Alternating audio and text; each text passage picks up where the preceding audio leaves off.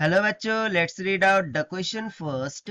Two different ideal diatomic gases A and B are initially in the same state. हमारे पास A और B दो gases है, दोनों ही diatomic ideal gas है और initially वो दोनों same state पर है.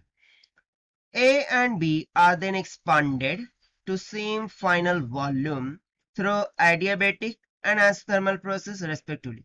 यानी कि जो ए है उसको एडियाबेटिक प्रोसेस के जरिए एक्सपांड किया गया और बी को एसथर्मल प्रोसेस के जरिए एक्सपांड किया गया up to the same final volumes.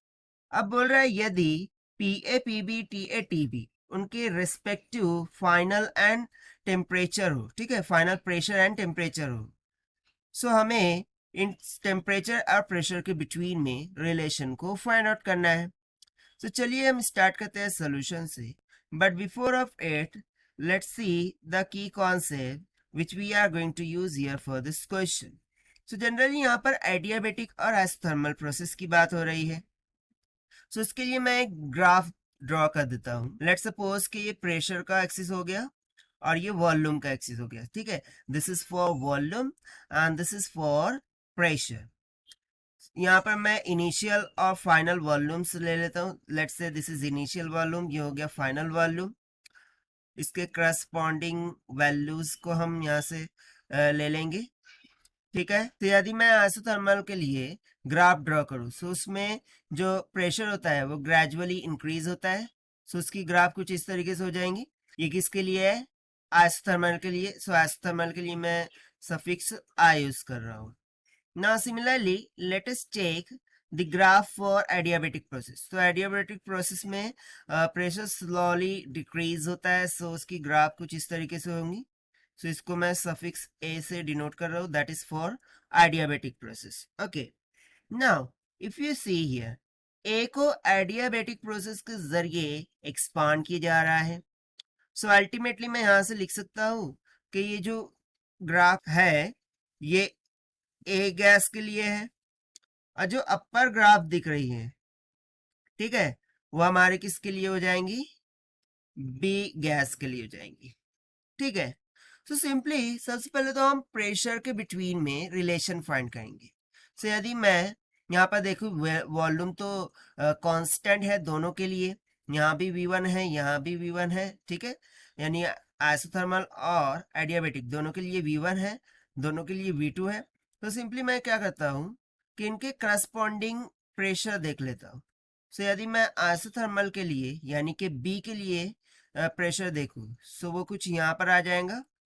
उसको हम मार्क कर देते हैं PB. एंड सिमिलरली यदि मैं ए के लिए देखूं, ठीक है, ए गैस के लिए, तो उसका प्रेशर कुछ यहाँ पर आ जाएगा.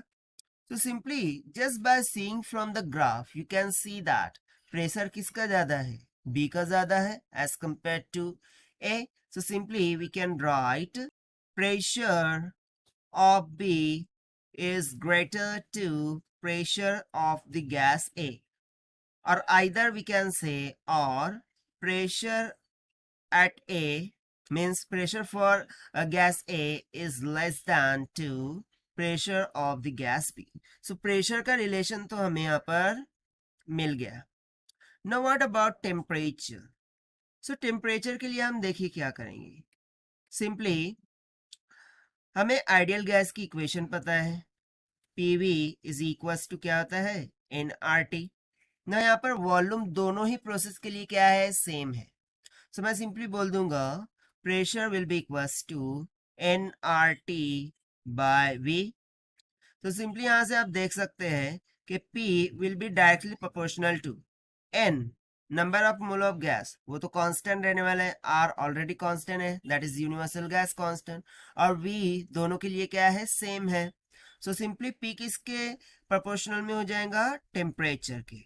यानी कि जिसका प्रेशर ज्यादा होगा उसका टेम्परेचर भी ज्यादा होगा, जिसका प्रेशर कम होगा उसका टेम्परेचर भी क्या होगा? कम होगा.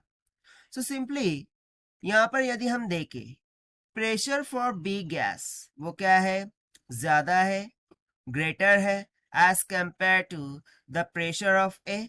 सो अल्टीमेटली यहाँ से हम बोल सकते हैं the temperature for A will be less than to temperature of B gas. So यहाँ से हमें सेकंड रिलेशन मिल गया.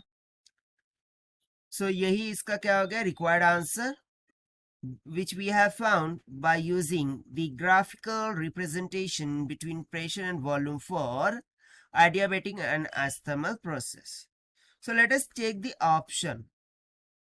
So यदि हम option check करें, so option A will become correct answer for this question. So this is the required solution. I hope you understood it well. Best of luck. Thank you.